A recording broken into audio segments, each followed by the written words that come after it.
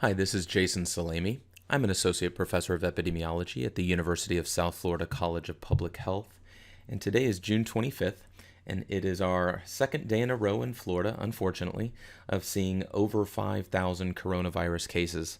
The past 2 days have been our highest reported cases since we've been tracking them in Florida.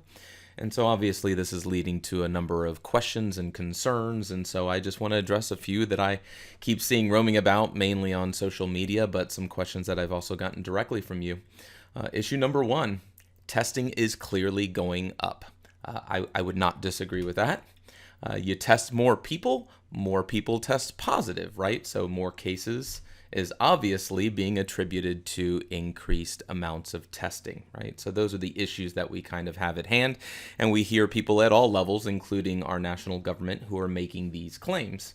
So I just wanted to address this as best I could. So again, this is our epidemic curve among the entire resident population in Florida.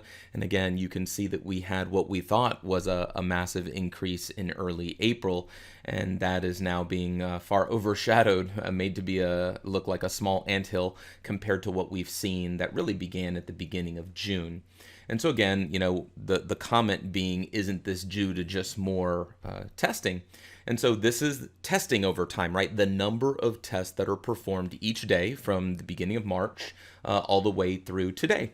And so again, it is undoubted, if you look at that red line that's kind of showing the overall pattern of the increase, we have been increasing the amount of testing. Now, it's not been consistent. There is an ebb and flow on a daily basis, but the general trend has been increasing. So another thing you have to pay attention to, and that we covered in a previous video, is not only that we're doing more testing, but what proportion of all people that are being tested are testing positive, right? And so that's something that, again, when we first saw that increase in early April, we saw the proportion of people starting to exceed 10%. So again, more than 1 in every 10 people who are tested are testing positive. And that went down to more reasonable levels throughout May. And then again, as we started in June, and certainly more recently in the past week, we've not only seen an increase in the number of cases of SARS-CoV-2, but we've seen an increase in the proportion of people who are testing positive. So why do people make this claim? More testing, more cases. Well, there is some truth to that. So on this visualization that I put together, each dot represents a different day. The coloring of the dots actually has to do with how current it is. So the more red the dot, the more current we are to today's date. And so what you see on the x-axis is the daily volume in testing. So how many tests were performed. And on the y-axis, you see the case positivity rate, the proportion of all people tested that are testing positive. And so this trend line suggests that as you do more testing, the proportion of people who test positive goes down, right? Because, the theory is, as we expand more testing to more people, a lot more people are getting tested and fewer people actually have the virus, because it's not just the sick people that we're testing. But I want you to pay attention to this cluster of points here, right? These are all deep red because these are basically the last week's worth of data points. And what you see is, yes, it's higher volumes of testing, but you also see that they're getting dramatically high on that y-axis, right? Especially, what is this? June 23rd, right? So 18% case positivity rate, even though it wasn't the highest levels of testing that we've done. So there is certainly a correlation between testing volume and the percent that test positive. But I'm hoping that this next visualization that I show you is going to try. It's hard to put case positivity rates, testing volume, and the number of cases all on the same graph, but I'm going to try and do that and make some sense of it. So again, this is just our epidemic curve, right? The number of cases every day. Take a look at this similar shape to this curve, right? So it's not bars or a line or anything, but it's the same shape because each of these dots pertains to the daily cases. So again, the y-axis on this graph is the number of cases. That's why it looks similar in shape to the epidemic curve. The size of each bubble, and again, there's one bubble per day, the size of the bubble has to do with testing volume, right? So the bigger the bubble, the more testing that was done, the more tests that were performed on that day. And the color on the dots, the more red the dot, the higher is the case positivity rate. So what this kind of a visualization suggests to me is look in early April when we had our first, increase in the number of positive tests, right? The circles are still relatively small to what we're seeing today. So testing obviously at this point in time was not as expansive, but the dots are pretty red, meaning that a high proportion of people were testing positive. And that's probably because, since testing wasn't that expansive, a lot of the people were getting tested when they demonstrated symptoms, right? So we're only testing the sicker people, so to speak. So then you start to see over time the dots are getting bigger, right? We're performing more tests, and the color is green, that's a low case positivity rate, or yellow, a moderate case positivity rate. But look at what's been happening in the middle to late part of June so far. The bubbles are not getting that much bigger in size, right? So we're still doing a lot of testing, but that testing has maintained some consistency over time. But how high we're getting on the y-axis, meaning we're getting a lot more cases, and we're still maintaining a high case positivity rate. So again, if you look at just the trends in what we're seeing, due to case volume, this one, right, that's kind of, starting to increase slowly over time, compare the trajectory of that curve to the case positivity curve, right? Much more steep increases. So certainly it's not just due to the fact that we're doing more testing that we're seeing increased numbers of cases. But that leads to a very obvious question. Does more cases mean our failure to flatten the curve will result in hospitals being overrun? You hear a lot of epidemiologists like me say it's not just that we're trying to prevent the virus. We're certainly trying to do that in the high-risk populations, but we want to make sure that a lot of people don't get it at the same time.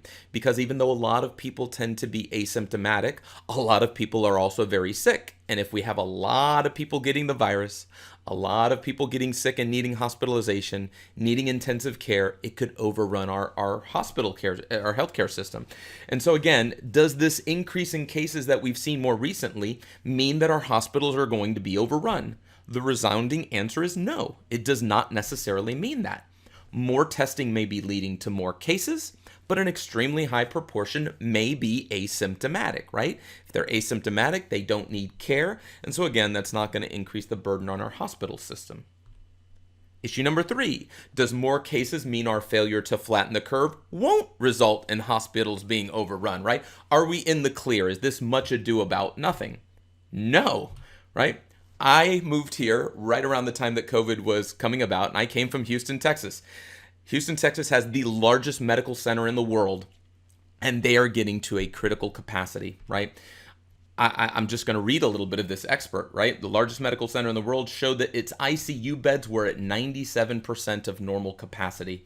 Clearly the surge in cases in Texas, which is very similar to what we're seeing in Florida, has been accompanied by a higher rate of positive tests, right? So that case positivity rate, just like here, is also going up. And just like I alluded to, the increased number of cases is not just because more people are being tested. And Dr. Mark Boom, who is the head of the Houston Methodist Hospital System, wrote, "We appear to be nearing the tipping point," right? If we don't stem the tide on this, we're going to be in trouble very, very soon. And so, again, this can happen. It's almost a hair trigger, right?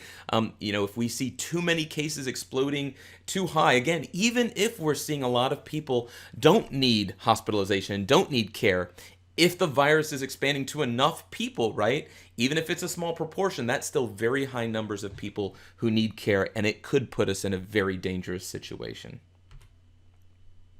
Issue number 4, too, I see people say, rightfully so, right? It's not just monitoring this case positivity rate, the number of cases, but we should be looking at hospitalization rates over time and deaths over time, because that's showing you if, we're seeing increased numbers of serious illness. And I've seen somebody very recently point me to this. This is today's dashboard, right? And they're saying, yeah, the top bar, the yellow bars, which is the number of new cases per day, yeah, it's going up quite a bit. But look, the number of deaths is very low for the same time frame.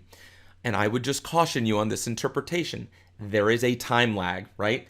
If the cases are emerging now, the outcomes associated with those cases, whether they will need hospitalization, whether it will result in a death, won't happen for another couple of weeks, right? So what is happening to the cases of today won't be observed for a while. And also, even at the bottom of their website, they say there can be significant delays in reporting of COVID-19 related deaths. So it's not just that we don't know what are going to happen to today's cases.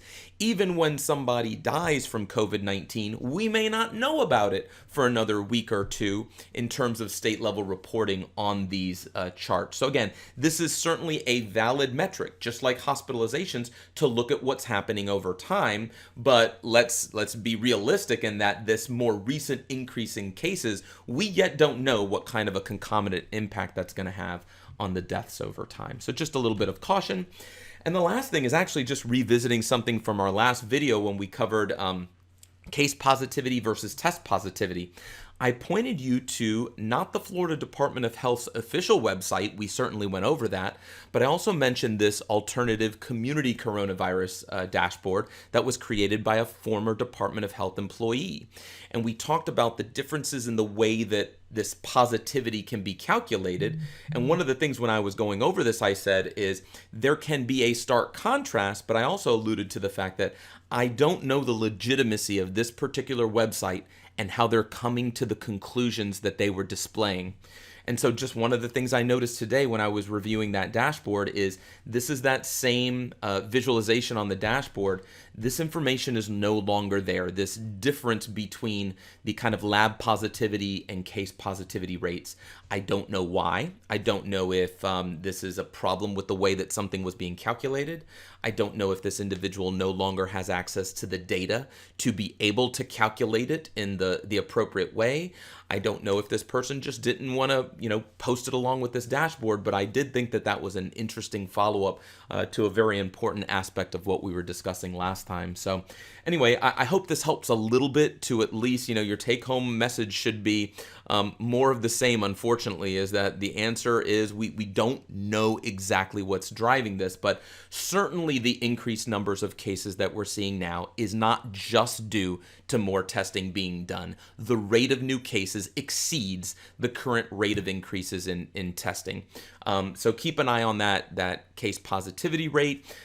Does this necessarily mean that we are already, going to see problems with capacity in Florida? No, but it also doesn't mean that we're not, not that far away from dangerously encroaching upon those numbers. And I point to Houston, a much bigger city with an enormous healthcare capacity there that is seeing similar increases in the rates of new cases and is starting to see some capacity issues. So it is something that we do need to be mindful of. I mean, governors who were hesitant to continue to support really, really stringent mitigation, right? We need to open up. Our economy is suffering. Our depressive states, our mental health is suffering. So we need to open up. I don't disagree with that, but we absolutely have to do it responsibly, and people have to take ownership of their own actions because, again, it's not that far away from this virus spreading. And I can't say this enough. Even if the majority of people are asymptomatic, if enough people get the virus, enough people are going to be ill, enough people are going to be critically ill, and we could run into capacity issues. This is not fear-mongering. This is looking at what's happening, trying to heed the warning signs. And again, I'm not saying we need to crawl back into a hole, but we do need to be very responsible about our own personal actions and the way that we choose to begin opening and continue to open back up. So again, thank you for your time. I hope this helps. Have a great day.